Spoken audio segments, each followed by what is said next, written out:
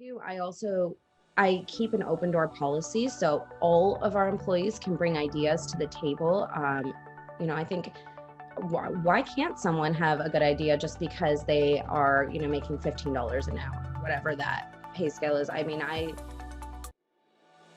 Welcome to the Building to Scale podcast, where we bring real entrepreneur stories that showcase the challenges and successes in building and scaling an entrepreneurial business. Our host, Jeff Chastain, has a long entrepreneurial history himself, having started and run multiple businesses. Today, he is the founder and CEO of Admentis, where he uses the entrepreneurial operating system to bring clarity to business leaders and provide the foundation they need to successfully scale their business. We believe that some of the best sources of information and experience for growing a successful business are our entrepreneurial peers. Stick around until the end of the show, and we will reveal how you can become our next guest on the show.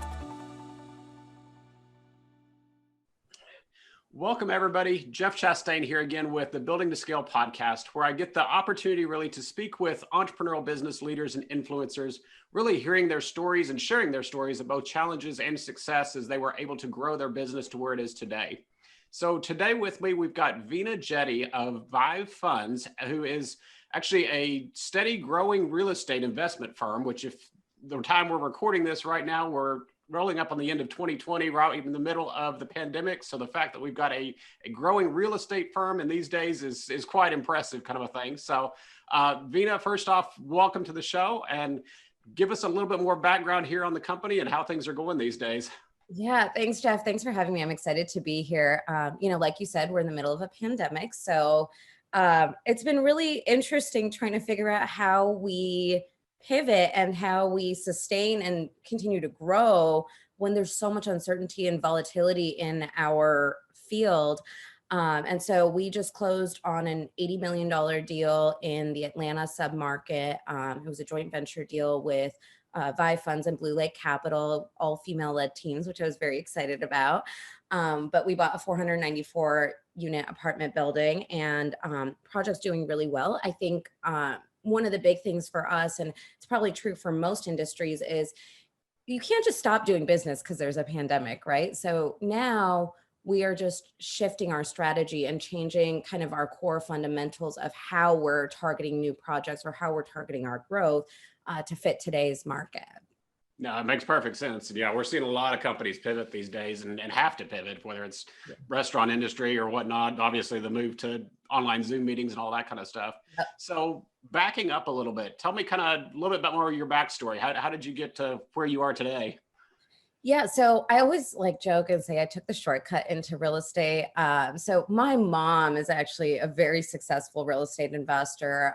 She started a company 30 something years ago now. And now both my parents are retired early from their real estate portfolio. But I started my own company back in 2012. My husband and I, that was the year we were married, actually. And the first year we paid joint taxes. And I called my mom and was like, Mom, they just took all this money out of our tax return because we're married now. And she said, yeah, look at real estate, has a lot of really great tax benefits. So my husband and I agreed. I left corporate America, started my own company. And today I have about a little over 400 million in my portfolio. And so it's been steady growth over the last several years. And it's been a great time for real estate in general. But this pandemic is where I think we're kind of starting to see some shift in who can really sustain and survive this. But so that's how I got started. I come from a real estate family, and then taxes was kind of like a match made in heaven. So obviously starting the firm 2012, you said, so about 8 years ago to now, what are you looking at in terms of, is the firm still you, or is it, obviously it sounds like you've got much more of a team behind you here? Yeah, well, actually, so it's gone through many iterations over the years. So Vive Funds is actually like a brand new venture I just launched this year in the middle of the pandemic. So my company that I was working with primarily right before this, and I'm still working with them. I had two partners there. We still work together on a daily basis, but I launched Vive as kind of like a side project where I'm the only partner, so I could make my own decisions. So obviously I got to skip a lot of the startup phase because I'd already done this so many times before, but I've actually been able to scale it in a way that's totally controlled by me as the decision maker. And I mean, I love my partners. I really like making decisions without having to ask anyone for permission. So, it's worked out really well in that regard. So yes, it's a different iteration. I have more of a team, but now my team is more under my direction versus having partners that I'm collaborating with. Makes sense. So curious, because a lot of people have that kind of split off business venture. I went through that one actually a couple of times myself. What was the driving factor to say, hey, I want to go start something on the side, start something new here? Yeah. So I think actually COVID was a catalyst to that. My partners and I, we'd been working together for years, and, obviously it's not some kind of like contentious or dramatic story. It's just during COVID, I had a little bit of a different idea of where I wanted us to be acquiring real estate and where I was comfortable signing my name, because I'm one of the partners that invests in every single deal alongside of my investors. So if someone's writing me $100,000 check, they know that I have my dollar right in there alongside of them. And that's very important as a principle for me. And I'm the most investor facing partner. And so in acquiring assets, there were certain markets I just didn't really like the fundamentals, or I wasn't sure. A lot of it was uncertainty of how that market would actually do. Or in our current markets, I thought some of them were markets that we should start kind of holding back on to kind of see and get our feet back under us after COVID had kind of like run its course through at least a little bit of, a couple months or a few cycles or whatever. So in that, I don't want to hold my partners back from doing projects that they want to do, but at the same time, they didn't want to push me to invest in deals that I wasn't comfortable with. And so rather than, tarnish the name of the company we built together by expanding the narrow focus we had, and rather than like forcing any one partner to do something they're not comfortable with and forcing another partner to, hold back from something they want to do, we thought it was a good time to kind of allow each of us to go out and start our own side project, if you will. So my partners went and they acquired an asset in a market that we aren't currently in. It's a beautiful property. It wasn't within my personal preference for where we are. And so, I think they're going to do great on it. I think it's going to be a really wonderful project because they're really great at what they do, but it's just not for me personally. And same with this Atlanta project. It's not a market that we've historically operated in. And so it was an opportunity for me to go out and do that on my own. No, that makes sense. And it's a lot of what I'll typically work with companies on is defining what that vision, what that core focus is on that. So it's good to see that, hey, yes, you've got that target to say, okay, this is the type of properties, this is the type of focus that our company is going to have, or my company is going to have, obviously differentiating. And there's nothing wrong with, like I said, your other partners going a different direction. They may be perfectly successful. It's just not necessarily the core focus you're interested in, or you're seeing your direction in. Right. And it's a matter of opinion, right? Like none of us actually know what's going to happen in any of these markets. It might be the most successful market in the whole country by the time this is all done. But it's just my personal thoughts on like how I've always, operated in the real estate space, and just my experience that's lending to my, different viewpoints. But there's money to be made in every market. So it's not like you're going to go to any market and someone's not making money there. Yeah.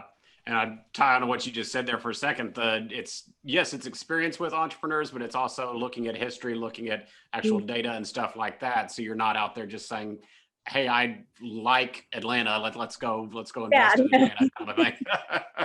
I wish I was that good, but I'm not. Unfortunately, we have to pay several hundreds of thousands of dollars for access to great data points. So yeah, when you're talking about that much money, you gotta be careful on how you're investing it for sure, and do your homework first, because it'll be easy to lose it for sure that way. Exactly. So tell me, when you're talking about leadership being in your current company, previous companies, kind of a thing, where do you think that talking about change and pivots right now, where do you think leaders really struggle with making those changes, or recognizing that, hey, we need to make a change now, or things like that? Yeah, I think once you've found something that works and is really successful, it's really hard to kind of break out of that mentality because it gets comfortable, right? And I think that's actually the problem with most people in trying to scale too, is you have to do things that are like a little bit uncomfortable, and you have to be willing to be in a position where it's almost like as an entrepreneur, you're like restarting all the time, like right when you start your business, you're working like 150 million hours a week. And if you're anything like me, you're like worrying, like, what did I put my family through? Like, are we going to be able to eat tomorrow? Like, do I have to sell everything I own? Like, that's just, I think part of it, every entrepreneur I've ever talked to has shared something similar in their trajectory. And I think when you're trying to, like, every time you're trying to scale to that next level, you're kind of like going back to that, but it gets less uncomfortable or less, it's like less intimidating to do it because now you've done it so many times, but you are still going back to that. So a great example is actually with launching Vive. My first project there was 80 million. By comparison, every previous project I've done has been somewhere around the $30 million average range, with 50 million being the largest. So this is almost triple the size of the average project that I was doing. And yeah, I mean, it was definitely difficult because even though it's the same thing, it's just at such a massive scale. It's managing a lot more moving pieces. And I don't think I slept for the last 3 months. So thank God for like good makeup and Zoom filters. But I think that that's actually what is harder for industry leaders, that is being able to recognize that a change is going to be uncomfortable. It's not going to feel normal, but it is necessary to get to that next level of whatever you're building. Yeah, no, and that's the thing we look at is like, yes, obviously today's a pandemic that's global wide, not trying to minimize the impact of it, but business is going to face changes no matter what. It's like, well, with I'm not a real estate person, so I'm stepping the wrong area here, but I assume markets are going to change. Markets are going to go up and down, that Atlanta may go up, Dallas may go down, kind of a thing, vice versa, that things are going to change within that. So even at that realm, or even just as simple as a key employee moving on to a different venture or something like that, things change in business on a regular basis. So I don't know that any business is necessarily immune to that. That's definitely true. I mean, the pandemic, I think, has been a catalyst for a lot of people to affect change because they're being forced to pivot. Like the restaurant industry, for example, right? Like how many of them overnight turned into delivery service, curbside service, takeaway meals to like cook at home service. Like there's just been so many quick, innovative pivots. But I think that's actually what defines an entrepreneur that's going to survive, right? Is the ability to pivot quickly and figure out how to keep your business, if you're not thriving, at least surviving through a very difficult patch. Because one thing we do know is this is temporary. It feels like it's been 100 years that we've been in this pandemic, especially if you are socially distancing the way we are. Like, and I'm a total extrovert, so this is like really hard. And I tease my sister, who's an introvert. You've been preparing for this your whole life. Like, this is your time to shine. But so I think that like in doing that, feels like forever, but it's not going to be forever. It's going to be for, realistically, on an investment horizon, a very short period of time comparatively to a whole investment life cycle. Yeah, that makes sense. And yeah, it's on one hand, we're sitting at middle of November kind of thing now, and I look at it and say, how in the world did we already hit November? But at the same time, looking back, this has been an incredibly long year. So I'm like, how is it still 2020? How is it still the same decade that we started at this year? yeah. But yeah, here we are at the end of another year. So looking at that, looking forward, you're saying, yeah, it's short-term investment. What's your vision? What do the things look like for your company here and say even another 5 years or further out? It's funny you're asking me this because I was just having this conversation with my mom last night, because now that she's retired, I have like a great sounding board and I have like an unofficial board of directors, right? And so she was just asking me, she's like, so what's the goal in 5 years? And it's hard for me to say because I feel like there's so many directions that we could be going in. And I think any one of them might be acceptable to me.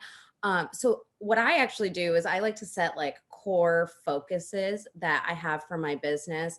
So for example, the biggest core focus that I have is being like an investor centric company, right? So I like to think of what I'm doing as kind of like the white glove, luxurious experience for my investors. And that's what I actually relentlessly focus on, along with, the types of projects. And the types of projects, I don't know what they're going to be in 5 years because it's going to have to change. If I am too static in any one area or not agile enough in any one area, then it's going to be, an issue with being able to continue acquiring through life cycles of real estate in general. And so I don't know what it looks like yet in 5 years. I know that it's still going to be multifamily focused. I know that we are going to keep focusing on like what our investors are looking for. We don't go for like the home run. We're hit like a solid double.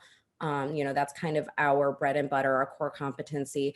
And I think we do it well. And so I think we continue doing that and steadily growing.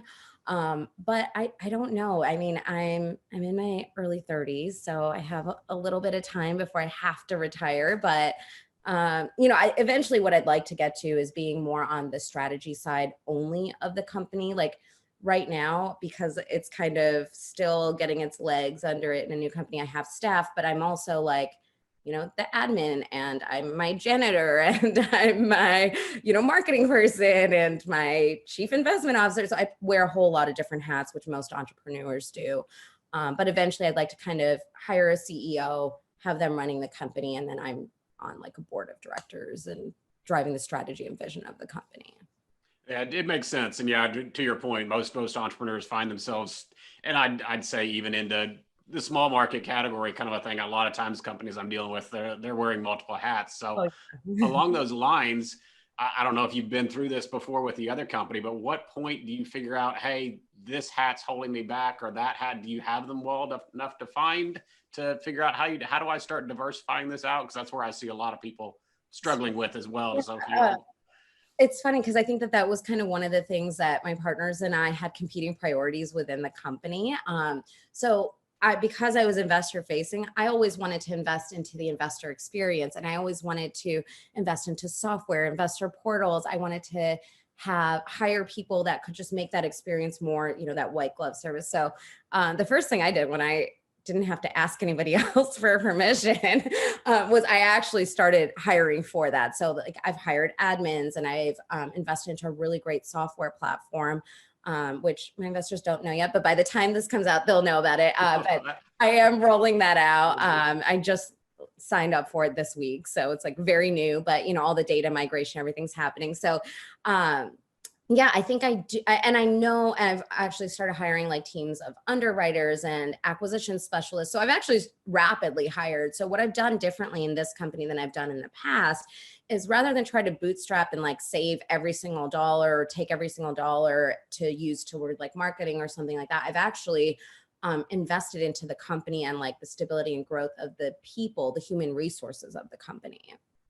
Yeah, that one's key because, and granted, it depends upon the industry. If you're in a manufacturing or something, you've obviously got infrastructure there. But yeah, really investing back into the people because there's so much of your own resource at that point. It's like I said, you lose that key employee, especially if you don't have it diversified enough. That can be a major hit on any company right there.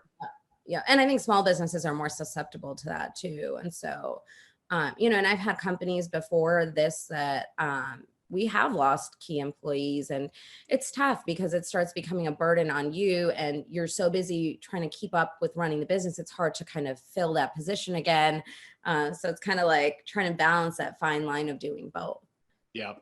You're probably in kind of a unique standpoint to answer this question, because I always want to say, okay, if you were to go back and talk to yourself 5 years ago or whatever, what's tips, what strategies, what lessons learned would you say? And you're kind of already in that. You're basically doing that reinvention right now. But what kind of lesson learned are you taking from the previous venture into this one, to obviously making your own decisions there is one of the highlight points, but still, what are you taking forward to say, hey, I can do this differently now, that different from the first time around?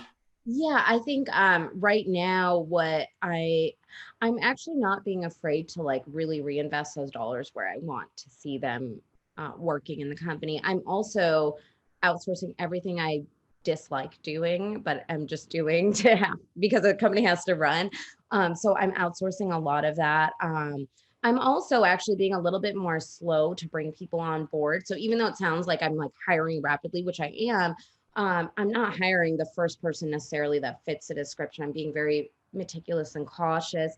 And I think the biggest takeaway for me is, so previously, like I said, I had partners, but now what I'm doing is I'm actually kind of holding all of my equity to myself right now. And I'm really conserving that equity, which is very common in, the startup world, like the tech world, right? Like you raise a round and you do angel investing. And so you are giving equity out. So right now I'm fully self-funded. And so I'm maintaining the equity in the company. I may bring on strategic partners, but for right now, I'm trying to do it with more of an external structure than I've done previously. What I mean by that is, like, for example, this Atlanta deal, rather than bring on, partners in-house to do a deal like that, I've JV partnered with somebody that I've partnered with many times before. She's been great to work with. And so now we did like a JV structure, which means I get to keep all of the equity in my company and still maintain and drive that vision and keep that control over the company. And I think that's actually the biggest change that I've made, is by not giving up equity in the company. Yeah, and I see that especially in the tech world, but yeah, in a lot of companies that it seems like people are too quick and or too maybe even risk averse to say, hey, I don't want to put anything of mine in. Let's risk somebody else's money. But at the same time, from a longer term perspective, like you said, you lose a lot of that control. You lose control over that vision, your direction there. So Yep. Yeah. I mean, like, once you have investors in the company at the company level, it changes because now you're answering to somebody. And look, I answer to my investors on a project level all day long, and it makes sense there because of our model. But so actually, it's kind of unique because, like, I have kind of both pieces of that, right? Because at the property level, I take investors right away, and almost all of my equity goes out the door. But then on the company level, at the corporate level, I'm maintaining my equity there. Um, but yeah, to your point, like, I see a lot of my colleagues, or especially like my successful like tech company friends, that have given up so much equity out of the gate because they needed funding. They have a very high burn rate, or whatever is happening in their industry, they need to expend those dollars. For me, I had very minimal spend, so I actually was like very tight on the purse strings until we had revenue coming in. So pre-revenue, we didn't really burn through a lot of cash. oh, and that still makes sense. That's obviously a personal as well as business kind of goal there. Make sure you got money in, money out kind of a thing there, because otherwise you can run out real quick. It's Yes. Then you uh, have to take equity in the company, or you have yeah. to take equity investors in the company. Yeah, no, it's definitely key. And again, it just still goes back to the idea of data, making sure that you know where that's going, make sure you're tracking all that kind of stuff there, because that's one I unfortunately see too often is, yeah, we've got money in the bank, so we must be okay. It's like, no, that's really not a good indicator, not a good picture there. You need bigger picture. So the idea of keeping the equity, keeping the ownership there is like I said, not possible for everybody all the time, but still very, very key if you can. Because Yeah. it's If you which can, you should. And there's obviously situations in which it's just not possible, or it doesn't make sense necessarily. I mean, there are times where it makes sense to give equity up. I have another like side project that I'm doing, and it's just now getting its legs, and I actually have a partner there because it makes sense for me to take a partner there. But one of the things we're doing is we're reserving a percentage of the profit as like almost like an equity split, for the employees as the company scales and grows, so that they have a path to ownership in the company. And so that's kind of one of the things that we really wanted to do, just more from like a humanitarian standpoint than anything else, but also because it's something important to us, and that's how you keep good talent. no, it makes sense. And yeah, having that there's a financial side to the employees, but still just having them invested into the company, having them be a part of it rather than just there for a paycheck is where I see a lot of the ones. That's the company that's really going to move forward. That's the company that's going to survive in these kind of times because, hey, if you do have to cut back on the payroll or whatnot, they have a more invested role into the company rather than just being there for the paycheck and saying, okay, well, somebody else is going to offer me a slightly better paycheck here. So it's building that culture is key. Yeah, I agree. Actually, I think that's something that's really overlooked by a lot of entrepreneurs, is the culture that you want to build at the company.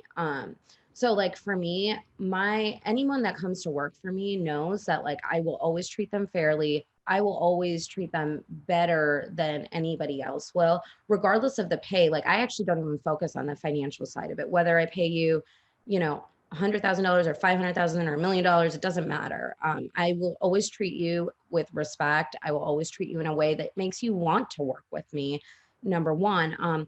But number two, I keep an open door policy, so all of our employees can bring ideas to the table. I think, why can't someone have a good idea just because they are, making $15 an hour, whatever that pay scale is? I mean, I think we should take ideas from everywhere and everyone. So we keep an open door policy. We treat them really well. It makes it very hard for them to leave to go somewhere else because now they feel like this is something that they're doing with me. And they also know, like, if the company is struggling, I take the first hit. I eat last every time. So when I do eat, I eat very well, right? Because I am the owner of the company, but I also don't eat first too. So it's that trade-off. So my employees know, like, if the company's going through hard times and maybe we're not doing bonuses or whatever it is, they know it's not because I'm, flying on a private plane somewhere. They know it's because the company's really just not doing well. So after everybody is taken care of ahead of me, that's when I then get to get my cut of the business. Yeah, I love that idea. So take one more question here. We're starting to go a bit long, but from a transparency standpoint, how do you view transparency in the business in terms of various aspects, or how would you rate yourself kind of on a one being strictly need to know versus 10 open book, everything kind of approach from a company's transparency standpoint? That's a good question. Transparency to whom? Internally or externally? To some degree, both, but I'd say more internally kind of a thing is how, like, extending on the conversation you were just having there with employees and numbers, at least. Yeah, I don't overload anybody in the company with information that's not really pertinent to them. If someone asks, I'm actually pretty transparent about it because I want them to know the financial health of the company. I want them to know the plan and that this isn't just something I'm like making up as I go along. Like, I actually do have a plan. I am following a plan. I'm pivoting. So I'm fairly transparent, maybe like a 7, because there are certain things that they don't really need to know. As far as, like, for example, our investor information, like, that is all under lock and key to me. Like, they don't get to know, like, socials or any of that stuff. Like, that doesn't go on anybody else's desk. And we take security pretty seriously. So that's also a part of it. But then we also, like, if they want to know, hey, like, what's the next project, what's in the pipeline, they can absolutely know that. What does it look like? What's the profit on any one project we're doing? I have no issue with that. And then, externally with my investors at the project level, we're very transparent. We're like a 9 or a 10. And the only reason I would say we're not a 10 is because sometimes things happen so quickly that we don't, like, proactively necessarily share it, but it's not like some secret. It's just something happened, it was taken care of, and we moved on, that by the time the update comes around, it's like obsolete. But yeah, we're open there. I send out financials on a quarterly basis to my investors.